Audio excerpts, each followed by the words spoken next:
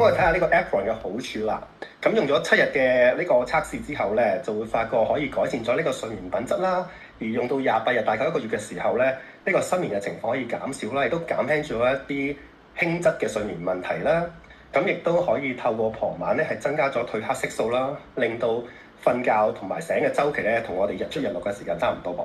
亦都可以改善醒咗之後嘅情緒。咁所以你會見到唔止係用7日啦，如果長期用嘅時候咧，呢一個成分係對於喺我哋瞓覺裏邊咧都係好有幫助嘅。咁當然除咗呢一個嘅成分之外啦，頭先講咗 Aphron 呢個成分啦，亦都咧呢個產品我哋都加咗維他命 B6喺裏邊。維他命 B6咧係可以幫助我哋維持正常嘅心理功能啦，同埋神經系統嘅正常運作啦。再加上亦都含有呢個核黃素啦，咁核黃素咧就可以幫助你神經系統嘅運作啦，亦都減少疲勞啦。